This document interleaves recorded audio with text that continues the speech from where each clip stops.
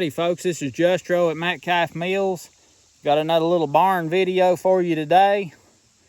It's a barn right down close to where we live, just right down the road a little piece. It's right there at the end of our little tater patch. That barn right there, you've seen it in some videos in the past probably. But that's the one we're gonna look at today and talk about. And I wanna give a holler out to the owners, Jeff, for giving us permission to do that and document it. And also at the end of this video, I've got a couple facts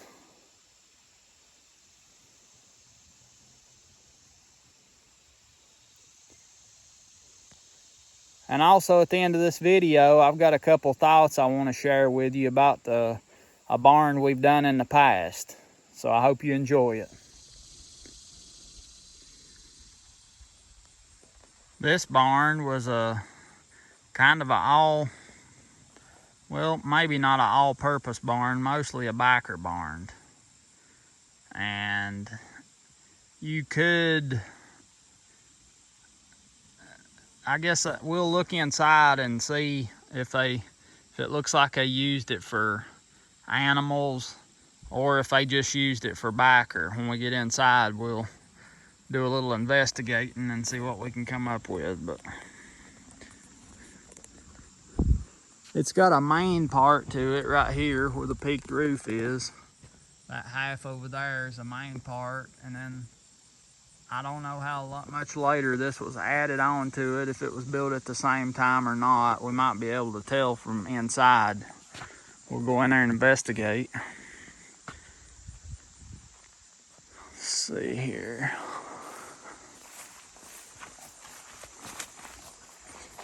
Right here, they've got a little access, and my guess would be that this was to, if they was in there working backer, I think that was their casing house, they'd probably throw the backer stalks out this little window right here, would be my guess, and I don't know, I'm just guessing. Over here, you've got like where a stovepipe come out at one time, and then you got another stovepipe up at the top here. So, then you've also got a window up here. And I know it's a window because I can see right there where the window slid down in the wall. So they had that to let light in upstairs.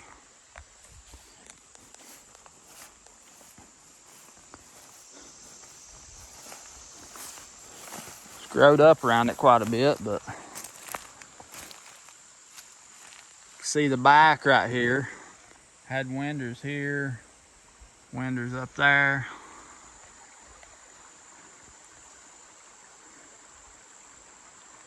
It's funny, you can look and see that tin being gone right there. You see how the rest of the barn's black looking where it ain't had no weathering on it, but you can distinctively tell what has had water on it here because it's turned gray. You can see right there where that tin's gone, it's turned gray, but over where the tin's on, it's still dark looking till you get down here where it's caught some rain blowing in. But it's talking to us. Go back around up here to the front and look at it good.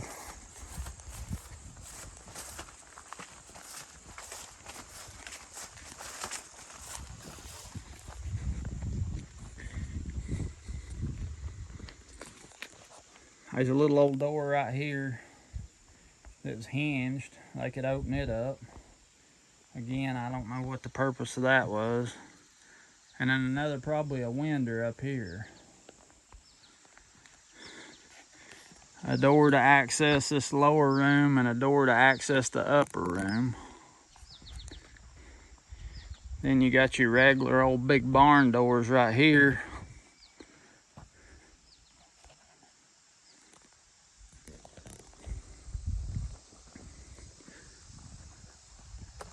I can already see up there just what little bit of time that tin's been gone. It's already starting to rot, and that's a big problem on the corners, because when the corner starts rotting, that's kind of the main points of a building. And when that happens, it really takes them down. And that tin's gone over there off of that corner too. And it won't be long. It'll take it down. And this corner right here, this vine on it is not good either. But this corner is getting quite a bit of rot on it here. You can see kind of the bottom side there.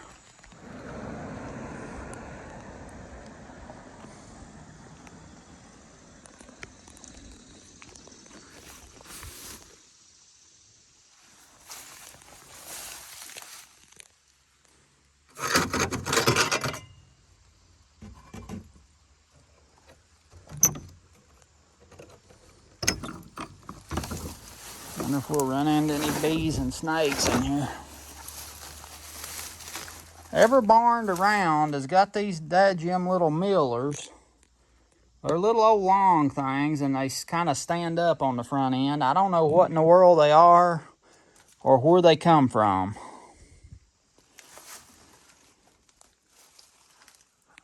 Usually ain't no bees in a cold, damp, dark place like this. They usually like to be on the outside. But you can see these little things. They're in just about every barn I go in. First time I noticed them was a few years ago, next to some grass seed I had up there outside the shop, and that's the first time I've ever noticed them. You can see on these poplar poles, you can see the powder post damage on there.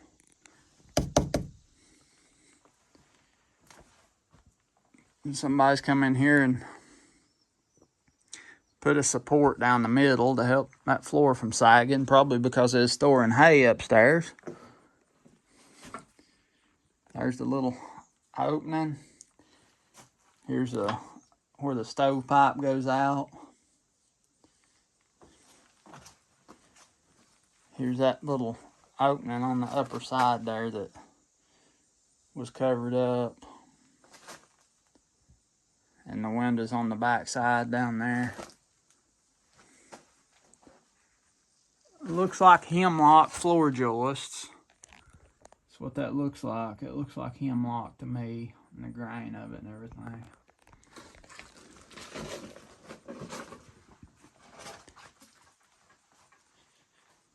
Like I said, this is probably a casing house where they worked backer.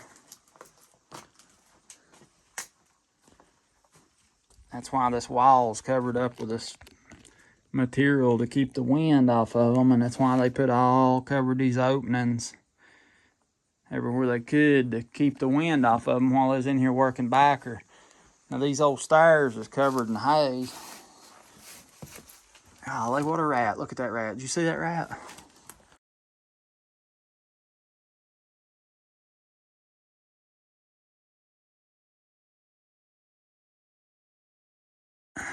Boy, it's a big one, though. Look at these things. They're just a fogging. Man alive. I'm about to button my shirt collar. Let's see here. What we run into up here. Looks like something's been sleeping up here. There's a big old bed pile. Hay. The window's knocked out over on the floor right there. So this would have been a pretty nice setup. Right there's where the stovepipe went out up here. That would have been a pretty nice setup. That window's covered with plastic. I don't know what this right here. Oh yeah, I do. That's the trap door that falls down to cover this opening where I'm standing here.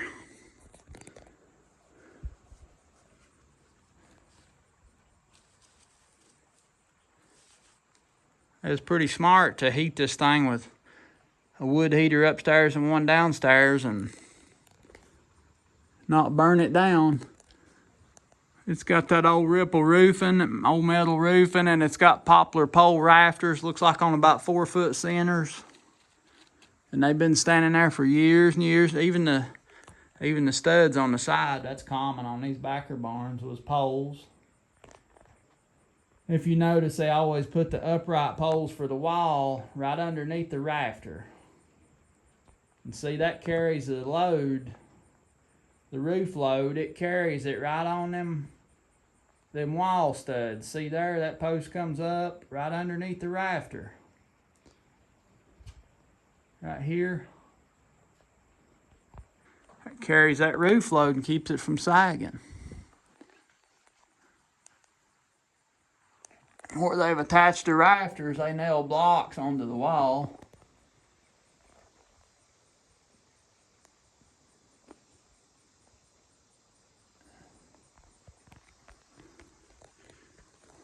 That's about it up here.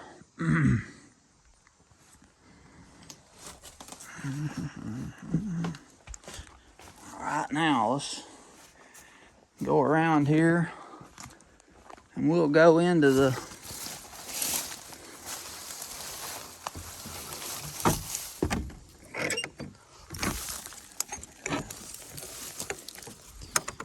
this back here. Whoop.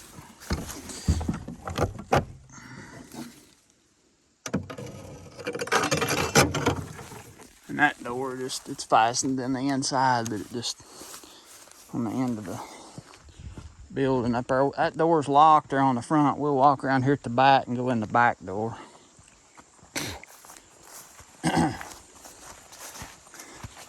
I'll tell yous now. Get your snake boots and your snake chaps and your tick salve. Get it out and get it on, because we're going through the weeds again. I know there's a few of yous worries about going through the weeds, and for good reason. Everybody except me, I reckon. But wade down through here.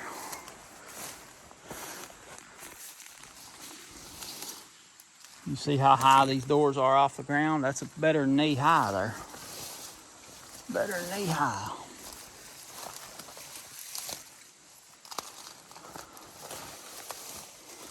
Let's see what we got here. All right. Well, it looks like this has been, oh man, look at that. How sad. How sad.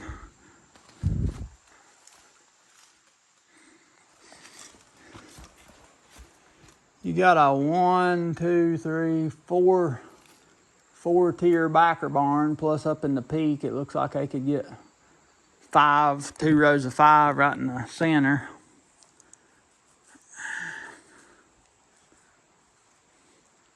The walls on the barn is framed with 2x4 scantling, where it was framed with poles over there on that addition.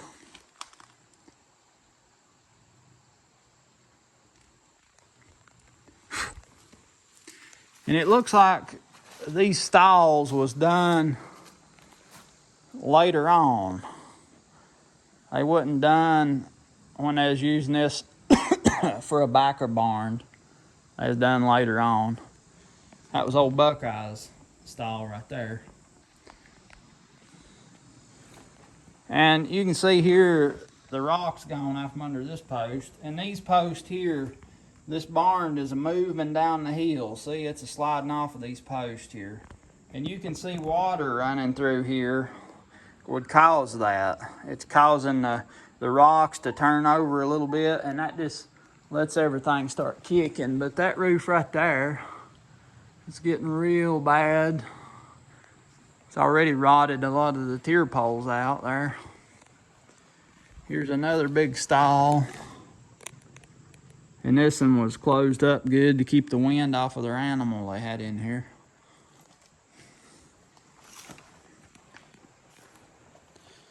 Over here's another stall. A little bit of hay. That's a big stall right here. Big stall. You can see up here at the top, they set their rafters right on their wall studs. That's common. Anybody that knows about building, they'll do that. And the bracing in the corners was notched into the wall stud. That gives a lot of strength, and that's like I was saying, see that metal gone off that corner, it'll just rot all that in the brace, and next thing you know, this old barn will be laying down. I've seen a many one of them come down in my lifetime. They come down a whole lot easier than they go up, that's for sure. You can see that bracing in the corner right here. Starts up there and goes all the way down to the seal. Notched into the wall studs. That wall being covered up on the other side, I couldn't tell if the boards was weathered a lot or not to tell us if that other part of the barn over there was done about the same time as this or not. Couldn't see that wall because they had it covered up with that material.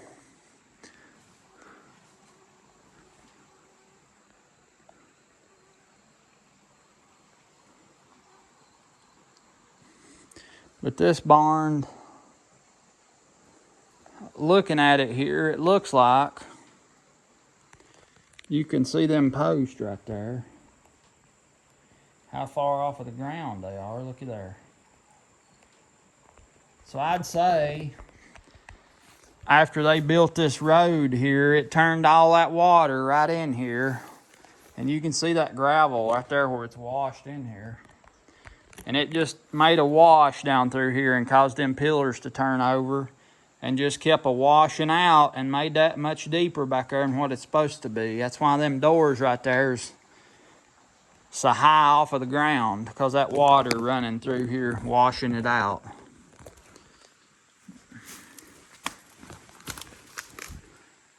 All this wood here, I guess it's just thrown in here, but it's a rotting and a collapsing.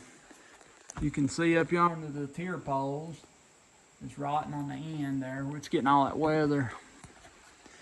And another thing on you buildings, well, see how this has got two corners here. Both corners, the roofs come off.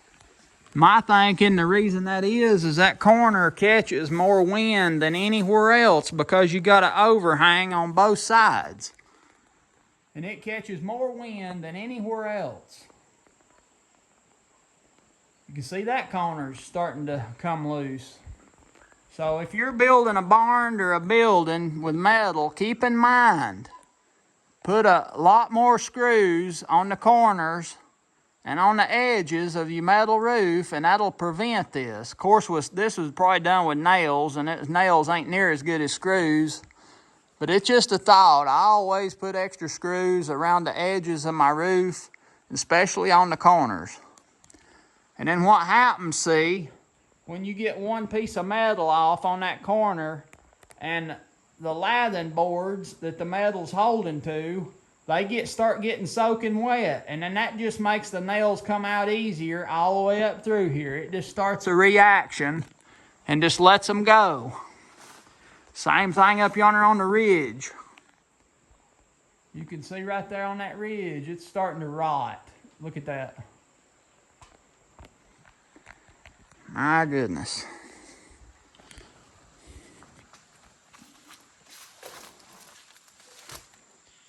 But they had these big old doors to, right here, see, these two pillar rocks here was under this wall right there close to this door, and they're just pulled out, gone out, probably from that water washing through here.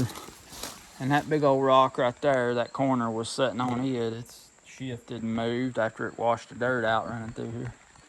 But that wall, you can see how it's bucked out right there from getting wet and not sitting on the rocks good, and that water running through here all the time.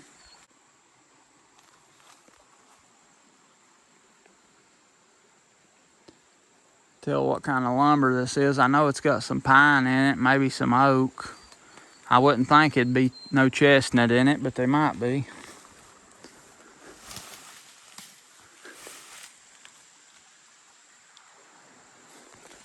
It's a pretty good sized big old backer barn that could have been used for a lot of good things.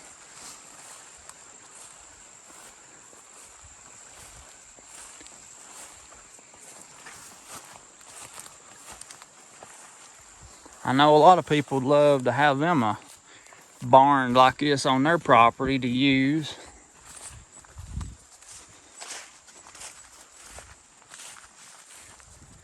See, before they built this road through here, the little old dirt road went right along beside the barn. I mean, there's this room to get a car through there. And they built this road in 2000 and widened it out. And just to be honest with you, I liked it better the way it was. We had to eat dust, but I liked it a lot better. It was a pretty little old one-lane dirt road through the woods. Real pretty.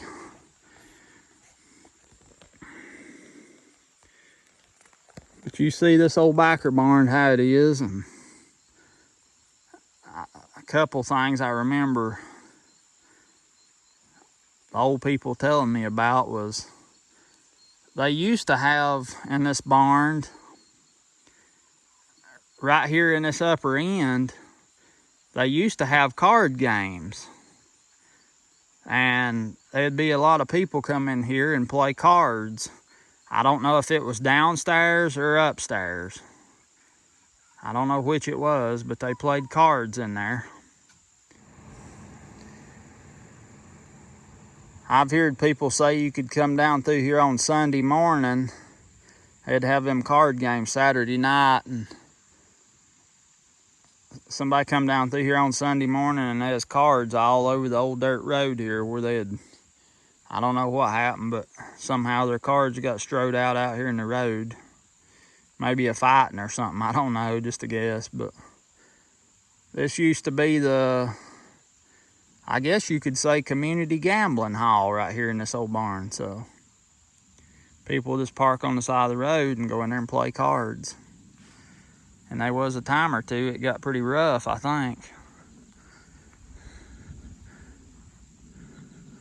Maybe that's why they had the windows, I don't know, but it was most likely dark when they was playing. But I'd like to know if they played upstairs or downstairs. That'd be interesting to know.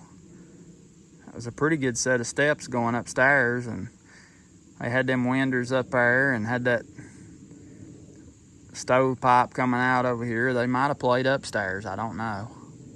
And right here you can see again, see that corner there, how it's starting to turn loose and get nasty and sloppy right there, see? That's where it always gets them, on the gable ends and the corners. And you see that ain't loose down through there nowhere else till you get down there at that other corner. And I remember when the old dirt road was here, see if I can get this into perspective. See where that metal there's bent, flattened out? That's because there's a tree stood right here beside the barn, and it growed up there, and when the wind would blow, it'd push over against that metal, and that's what mashed that metal back against the barn there. Back against the bottom of the rafters and the lathing. That's what done that.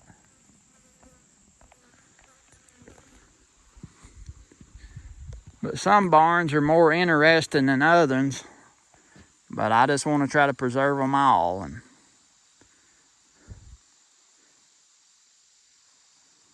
it really makes me sad to see them getting in bad shape. Can't get too sad though, because I ain't offered to do nothing about it, have I? But that's the old barn here. I don't know how old it is. Backer barn, it could have been built anywhere from probably 40s on up. Who knows? But you see them lines on that board right there. That's because that was sawed with a circle saw mill, and you can see them lines. That's where them saw bits on the saw blade, they'd make a pass and come back around, and that tells you this lumber was sawed with a circle sawmill. You can read lumber like that and figure out how it was milled. Most of the time it's a circle sawmill, but sometimes on the real old stuff you'll find it was pit sawed with a pit saw, 2 men and a pit saw. But one more old barn.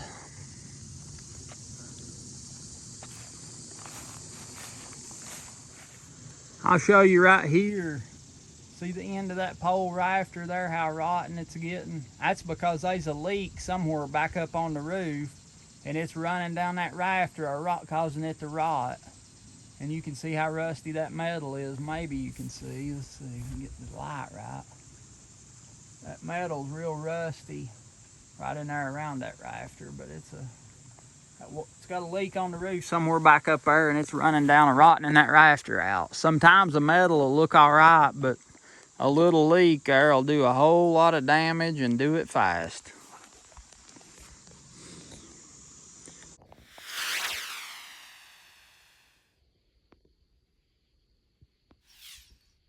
Howdy folks, it's Justro here at the Anderson place again. I wanted to mention something about this barn that somebody made me think about.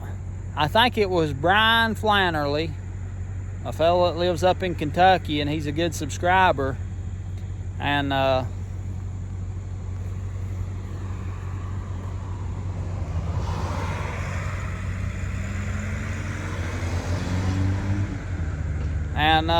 he was asking why I think they built that barn in that holler like that, down in that hole.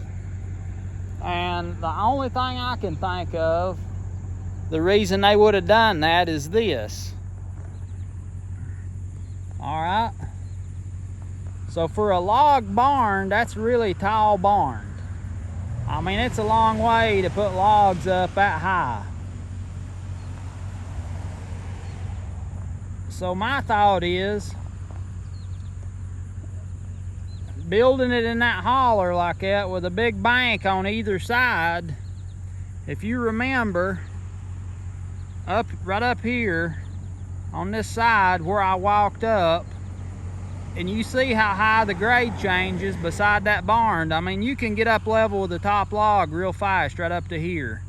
So my thought is, they laid poles from this grade over every time they went up a log, and they only had to roll these logs pretty much on a level slope depending on where their poles was to roll them up.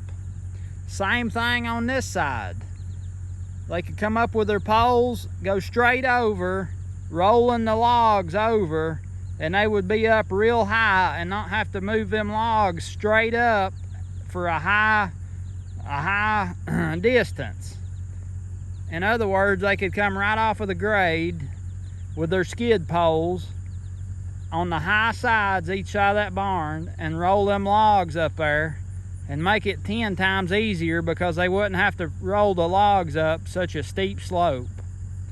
It would be almost level, especially on that left-hand side, and then it wouldn't be too steep on this right-hand side. And those was the longest logs in the barn. Of course, they're long above the doors on either end, but that would probably make it a lot easier. Look, going there.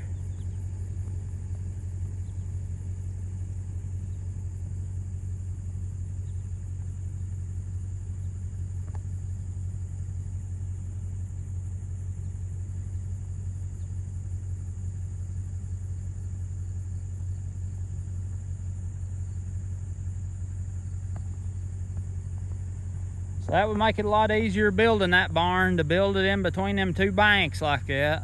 A lot easier to get the logs up. And they could put all the logs up from either side, because it's real easy to spin a log around and go front side or back side with it once you get it up there. So that's my thoughts on that. I may be wrong, I may be right, but it is a good idea, ain't it?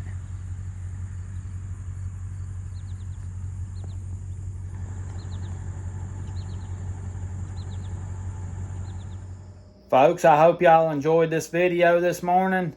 Glad I could share another old barn with you. Sad to see it's getting in bad shape, but that's a story with a lot of them, and I'll keep documenting them and sharing them as much as I can. I hope y'all have a great day today. Happy Sunday. Enjoy it. Enjoy your family. If you don't have anybody to enjoy it with, enjoy yourself. You can watch Metcalf Mills too. I'll be here.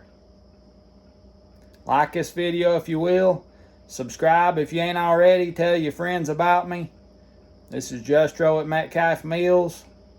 I look forward to seeing you next time.